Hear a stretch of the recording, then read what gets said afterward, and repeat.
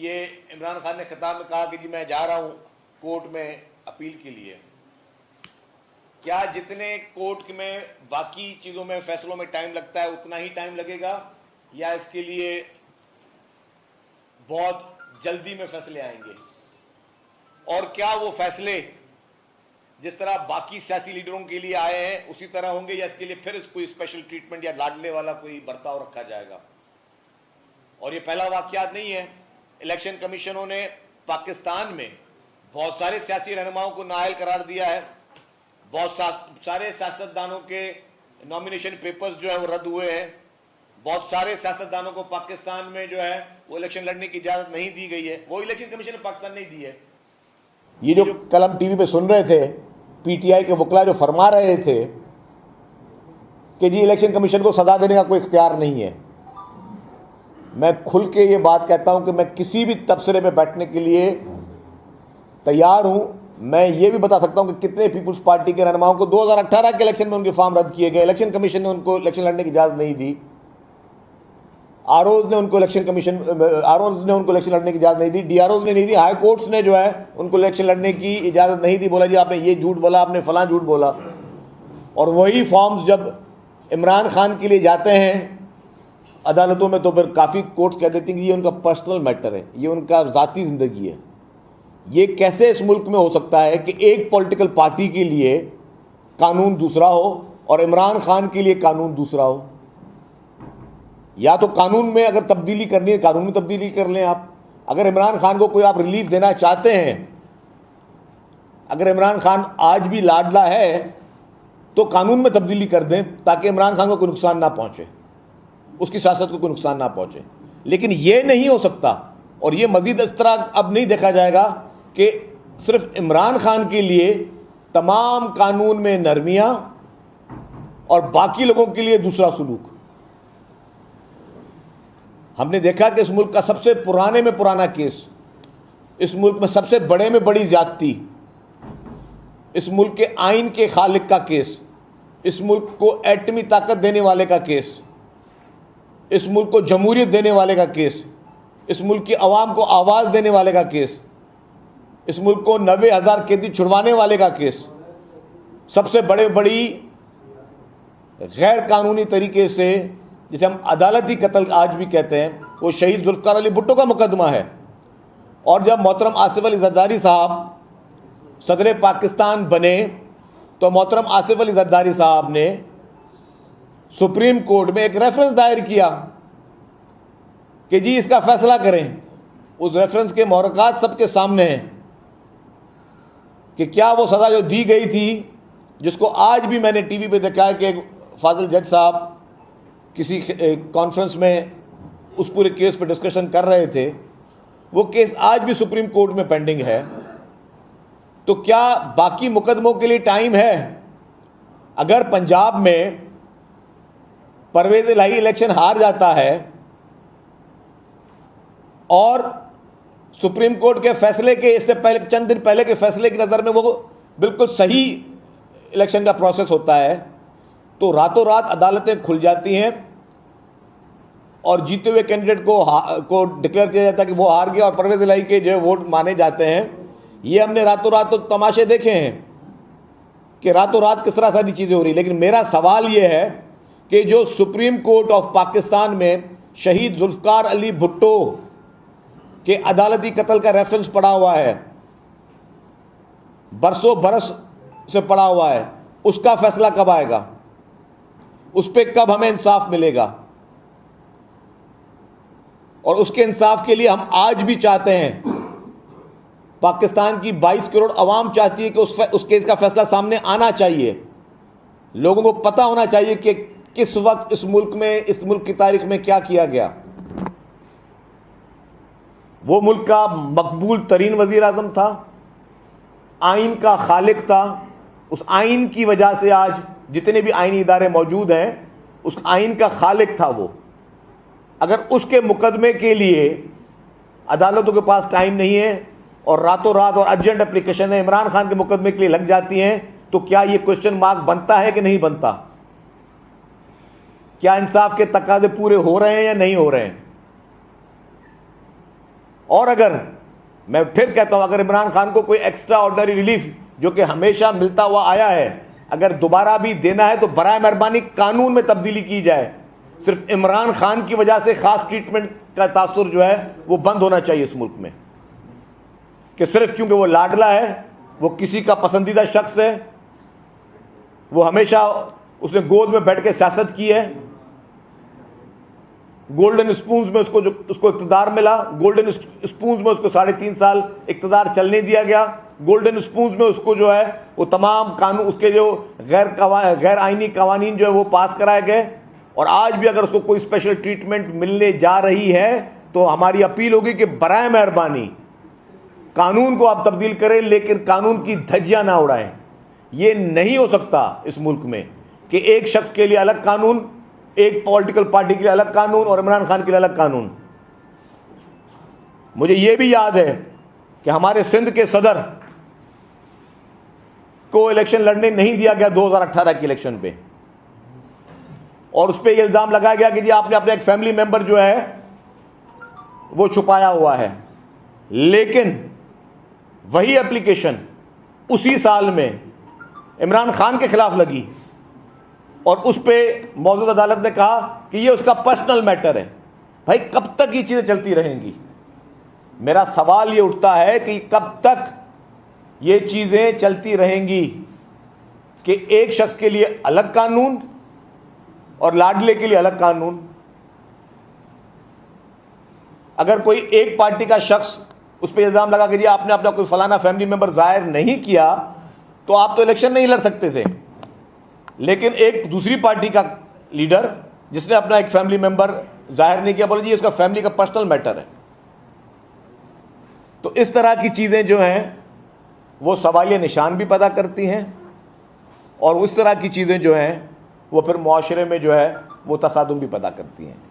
हम चाहते हैं कि हर हाल में एक मुल्क तो एक कानून सबके लिए। ये नहीं होना चाहिए कि मुस्तकिल तौर पर, जिस तरह देखिए जी पीटीआई के हर शख्स को, हर छोटे से वर्कर्स को लेके एमएनए एमपी सबको स्पेशल ट्रीटमेंट्स दी जा रही हैं। वो रोज़ाना की बुनियाद पे कानून के, पाकिस्तान के कानून की धज्जियां उड़ा रहे हैं, सड़कों में बैठ कर उड़ा रहे हैं, हमारे सरकारी ऑफिसों के बाहर उड़ा रहे हैं, इलेक्शन कमीशन के बाहर उड़ा रहे हैं, कोर्टों के बाहर उड़ा रहे हैं, पुलिस से लड़ रहे हैं, हमारी रेंजर से लड़ रहे हैं, दरख्तों को आग लगा रहे हैं, टायरों को आग लगा रहे हैं, तमाम फोर्सेस से लड़ रहे हैं, सोशल मीडिया पे बेहुदा किस्म की कैंपेनें चला रहे हैं। कल भी सड़कों पे बेहुदा किस्म के नारे लगा रहे थे, लेकिन उनके लिए स्पेशल ट्रीटमेंट है। तो ये स्पेशल ट्रीटमेंट फौरी तौर पर बंद होनी चाहिए और तमाम लोगों को एक ही कानून के दायरे में लाना चाहिए। ये मजीद नहीं चल सकता कि लाडले को मजीद लाडले की तरह ट्रीट किया जाए।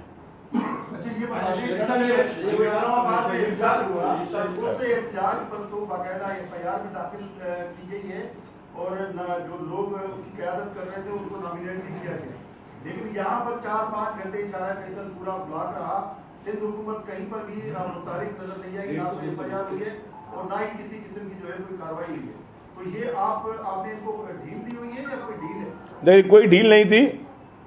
हमने पुलिस से कहा था कि मुजाहिरीन को कहें उनको मुजाहरा करना है, किसी पार्क में चले जाएं, किसी ग्राउंड में चले जाएं, रोड ट्रैफिक ब्लॉक ना करें। और 2-3 दफ़ा वार्निंग दी गई और पुलिस ने फिर उनको इंगेज किया कि जी आप लोग जो है जो भी आपने करना है, लेकिन आप सड़क ब्लॉक नहीं कर सकते। वहाँ पे एम्बुलेंसेज आती हैं, बीमार लोग आते हैं, लोगों को खामाखाई प्रॉब्लम होते हैं, तो ये आप नहीं कर सकते।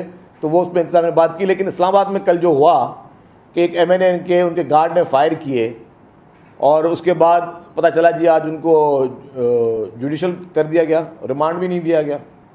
मतलब हर चीज़ें नज़र आ रही हैं, सब चीज़ें सबके सामने हैं। आज़म स्वाति जैसा शख्स जो कि सोशल मीडिया पे हमारे इदारों के ख़िलाफ़ गलत किस्म की, घटिया किस्म की कार्रवाई कर रहा है, आज उसको जेल से रिहा कर दिया गया। जितने भी इस तरह के लोग हैं जो कानून की, आइन की धज्जियां उड़ा रहे हैं, जो अपने इदारों पे बेहुदा किस्म के कैंपेन्स चला रहे हैं, उन पर इल्ज़ाम लगा रहे हैं, उनको ख़ास रियायत आज भी मिल रही है, जो कि एक सवालिया निशान बन रही है।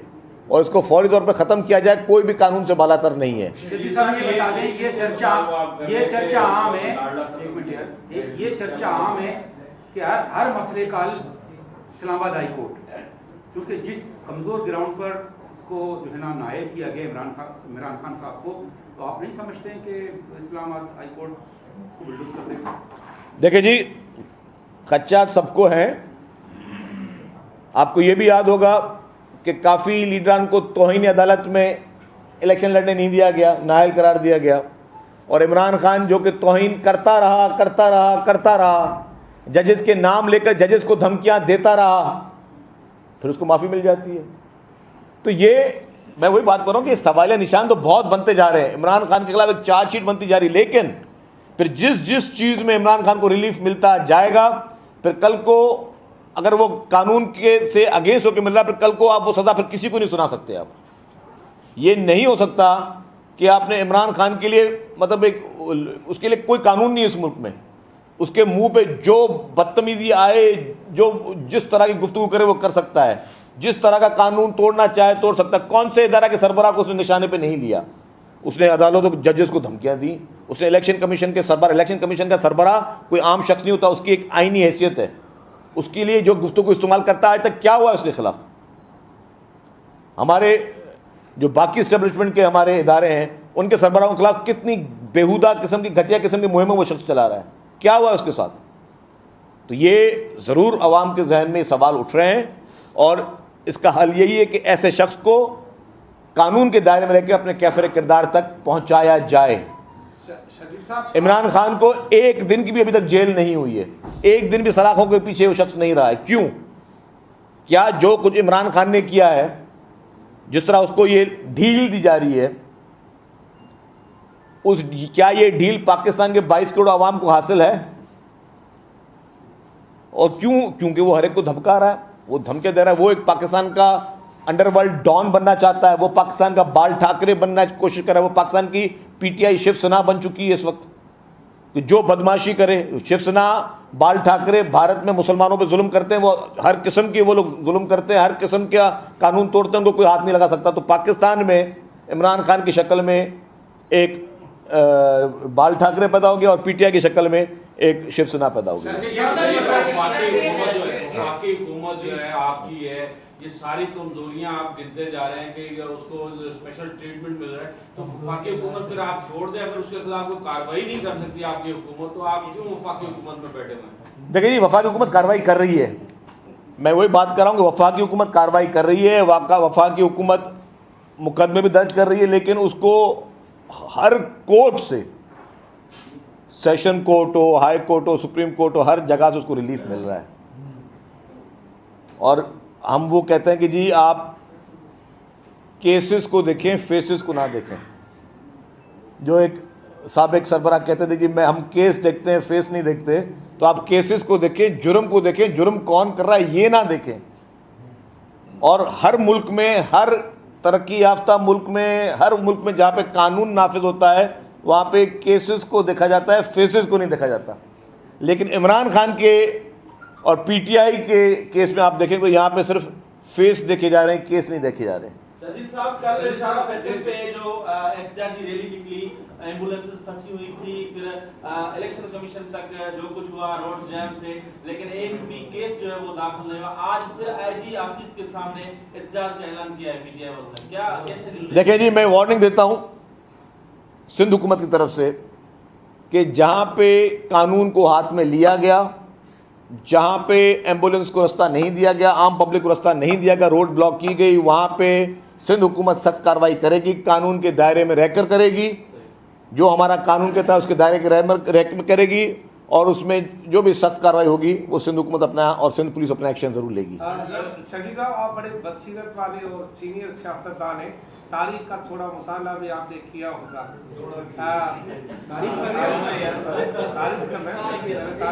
सवाल करें तो आपने जब हिस्ट्री पढ़ी होगी, तो जो भी लीडर जब इंतहा पे किसी तहरीक को ले जाता है, मसलन हिटलर ले गया था, वो हिटलर जब दुनिया पे कब्जे का ख्वाब उसका चकनाचूर हुआ तो उसने खुद को गोली मार दी।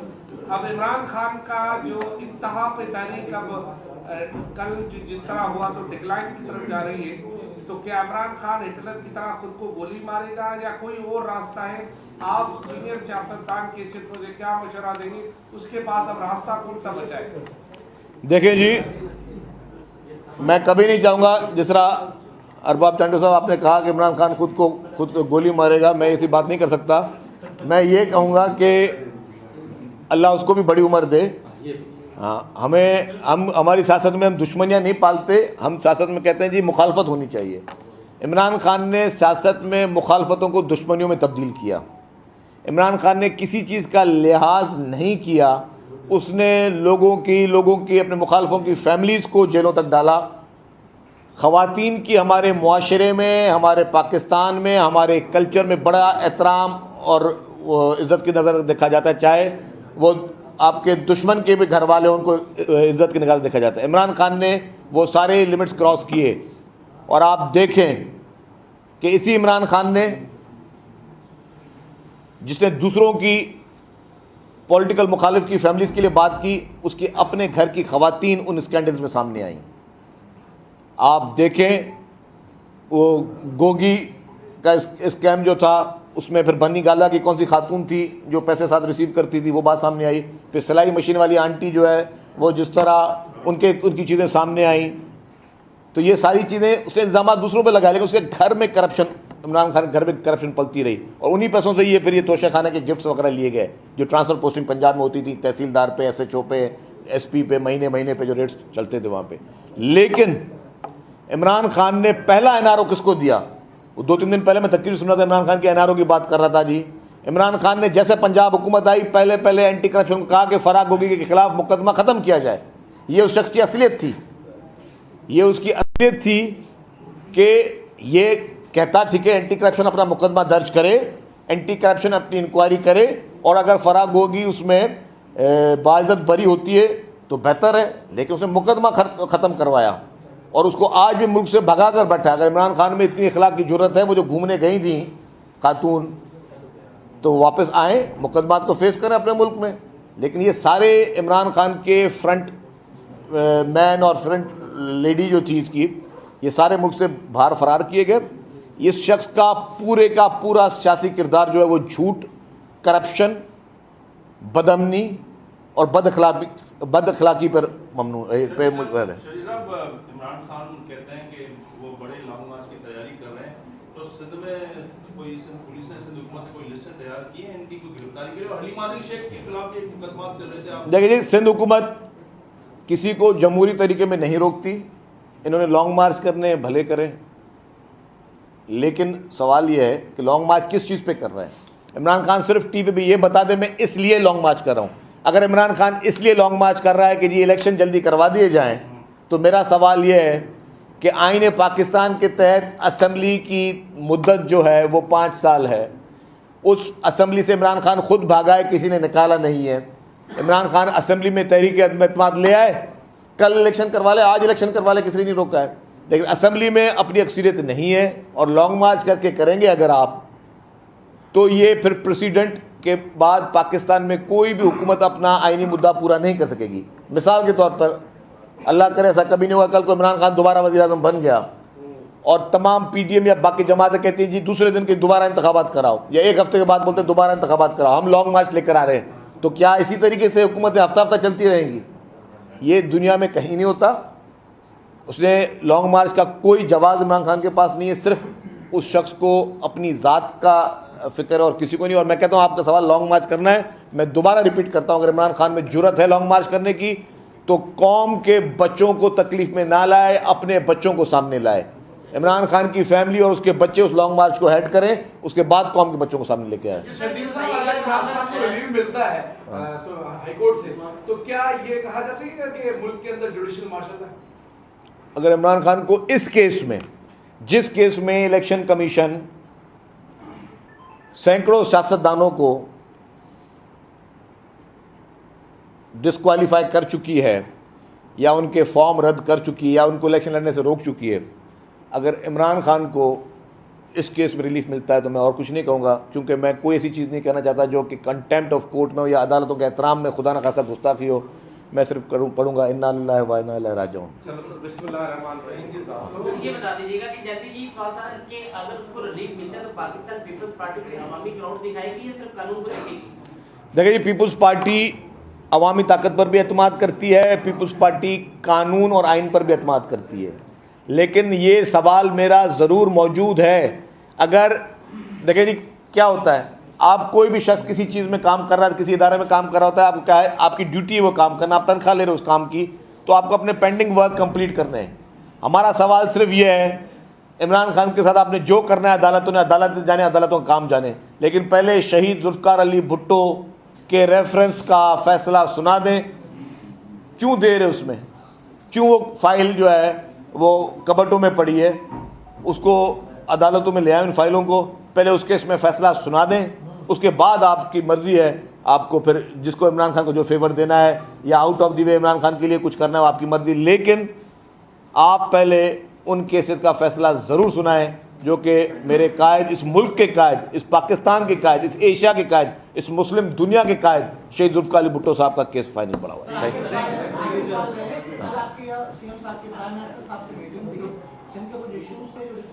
बिल्कुल जी, आपने बहुत अच्छा और इम्पोर्टेंट सवाल किया है। कल चीफ मिनिस्टर साहब और हम मिले हैं प्राइम मिनिस्टर साहब से। प्राइम मिनिस्टर साहब से सैलाब ज़दगान के लिए तफसीली बातचीत हुई कि सिंध में जो सैलाब की सूरत हाल है उसमें जो रिलीफ वर्क अभी चल रहा है और अब जो रिहेबिलिटेशन का काम शुरू होने जा रहा है, जिसमें गवर्नमेंट कोशिश कर रही है कि जी उनको खाद भी दे, यूरिया भी दे और बीज भी दे, और उनको घर, जिनके घर गिरे उनके लिए जो स्टेप्स लिए जाएँ। तो इस पर फेडरल गवर्नमेंट और प्रोविंशियल गवर्नमेंट एक पेज पर हैं। अल्हम्दुलिल्लाह अच्छी मीटिंग्स हुई हैं और ये मीटिंग्स मज़ीद भी होंगी, क्योंकि फुल फोकस हमारा ये है कि उन सैलाब मुतासरीन की ज़्यादा से ज़्यादा इमदाद की जाए। Thank you.